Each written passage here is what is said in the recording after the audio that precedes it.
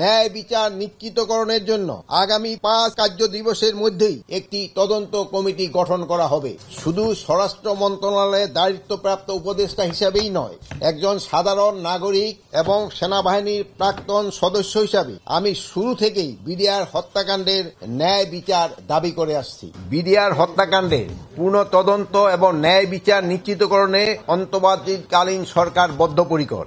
এই লক্ষ্যে স্বরাষ্ট্র মন্ত্রণালয় অন্তর্বর্তীকালীন সরকার গঠনের পর থেকেই কাজ করে যাচ্ছে। এই মন্ত্রণালয়ের দায়িত্বপ্রাপ্ত উপদেষ্টা হিসাবে আমি প্রথম থেকেই বিডিআর হত্যাকাণ্ডের পূর্ণ তদন্ত এবং ন্যায় বিচার নিশ্চিতকরণের সোচ্চার ছিলাম এবং এখনো রয়েছে। এই বিষয়ে গত 2রা সেপ্টেম্বর 2024 তারিখে স্বরাষ্ট্র মন্ত্রণালয়ে প্রথমবার এবং গত 4 নভেম্বর 2024 তারিখে বিজিবি সদর দপ্তর পরিদর্শনকালে দ্বিতীয়বার ঘোষণা প্রদান করি যে এবং যা বিভিন্ন প্রিন্ট এবং ইলেকট্রনিক এবং অনলাইন মিডিয়ায় প্রচারিত হয়েছে। শুধু স্বরাষ্ট্র মন্ত্রণালয়ের দায়িত্বপ্রাপ্ত উপদেষ্টা হিসাবেই নয়, একজন সাধারণ নাগরিক এবং সেনাবাহিনীর প্রাক্তন সদস্য হিসাবে আমি শুরু থেকেই বিডিআর হত্যাকাণ্ডের ন্যায় বিচার দাবি করে আসছি।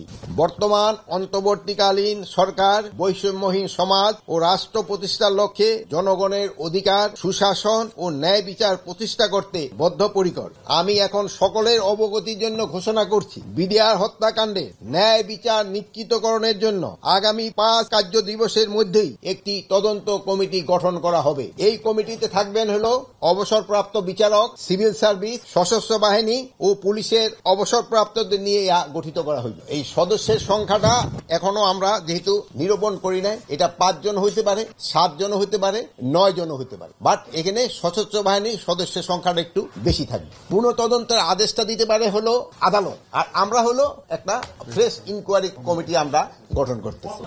এইটা আমরা তো 5 কার্য দিবসের সময় যেসব তাদের বলবো, যেহেতু আপনারা এইটা সবাই জানেন, যেহেতু আমরা তো সবাই থেকে নাম নিতে হবে।